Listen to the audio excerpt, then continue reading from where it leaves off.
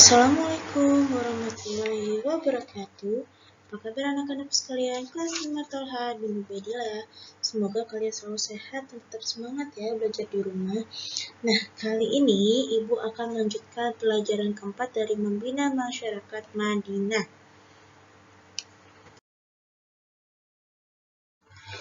Baik anak-anak, mari kita buka di halaman 45 sampai ke halaman 47. Di sini pertama Ibu melanjutkan langkah kedua dari membina masyarakat Madinah ya. Di sini ada Nabi Muhammad SAW mempersaudarakan kaum Muhajirin dan Ansor.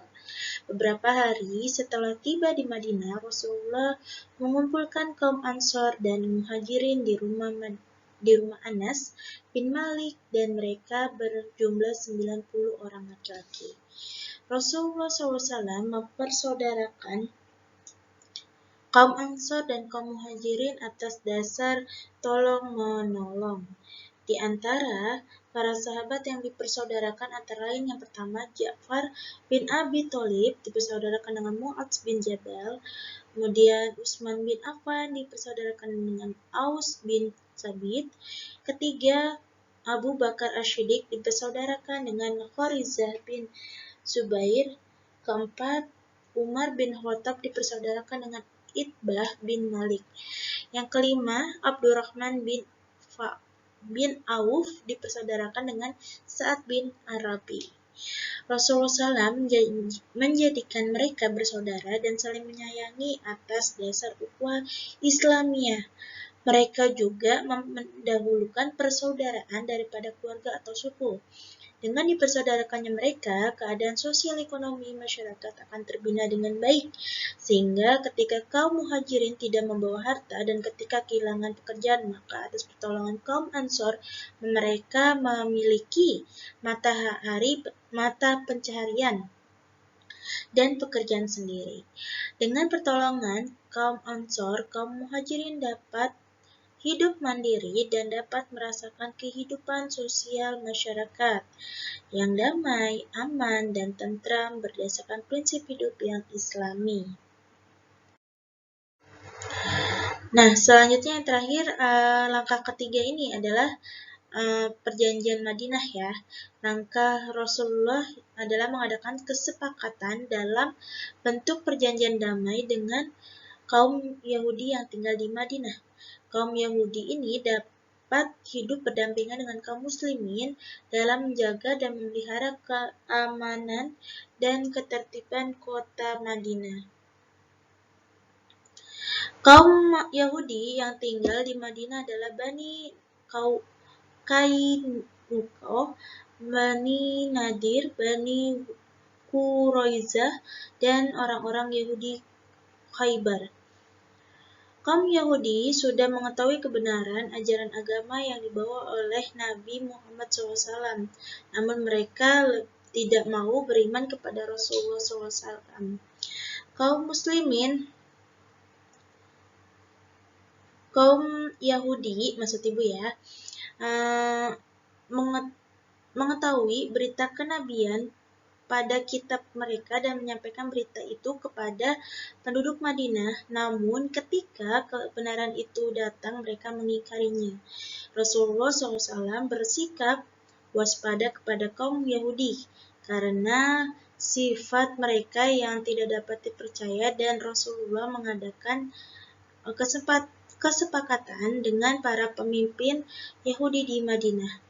Kesepakatan itu merupakan sikap toleransi dan sikap damai kaum muslimin dalam menghormati keyakinan mereka serta mengakui dan melindungi kepemilikan dan harta mereka di Madinah. Isi perjanjian kaum Yahudi dengan kaum muslimin antara lain, pertama, kaum Yahudi bebas memeluk agama sesuai kepercayaannya. Tidak ada paksaan untuk memeluk agama Islam dan harta mereka tetap aman. Kedua, kaum Yahudi harus menolong orang yang menolong kaum muslimin dan memusuhi orang yang memusuhi Rasulullah SAW. Kaum Yahudi dan kaum muslimin berkewajiban membela kota Madinah dan saling membantu untuk menghadapi setiap musuh yang ingin menyerang Madinah. Yang keempat, kehidupan masyarakat Madinah berlandaskan sikap saling menolong dalam kebajikan dan ketakwaan, bukan dalam dosa dan permusuhan.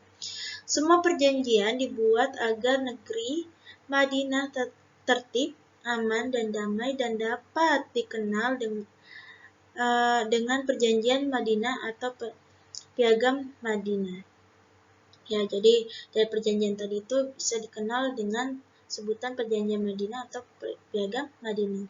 Usaha-usaha yang dilakukan Rasulullah SAW pada awal pembinaan dan menata pemerintahan Islam di Madinah, yaitu mengharapkan antara kaum muhajirin dan kaum ansor serta penduduk Madinah lainnya terjalin persaudaraan yang erat tanpa memandang status sosial, ekonomi, dan suku agama. Kaum muslimin mengira kaum Yahudi akan dapat memenuhi janji, namun sesungguhnya mereka ini berkhianat yang sulit dihilangkan dalam kehidupannya. Di antara kaum Yahudi, ada segolongan yang sengaja merusak perjanjian damai yang dipimpin oleh Abdullah bin Ubay bin Salul. Kaum Yahudi yang berpura-pura beriman kepada Rasulullah SAW untuk mendapat kepercayaan disebut golongan orang-orang munafik. Baik, demikian yang bisa Ibu jelaskan kali ini. Kerjakan halaman 49-51 bagian 1 dan bagian 2 di kertas folio. Jadi pilih seperti waktu itu ya. Jadi yang pilihan ganda itu kalian tidak usah ditulis A, B, C, D-nya, tapi langsung misalkan jawab nomor 1 soalnya apa, langsung jawab jawabannya itu. Baik ya anak-anak, demikian yang bisa Ibu jelaskan kali ini. Akhir kata, wabillahi taufiq wal hidayah. Wassalamualaikum warahmatullahi wabarakatuh.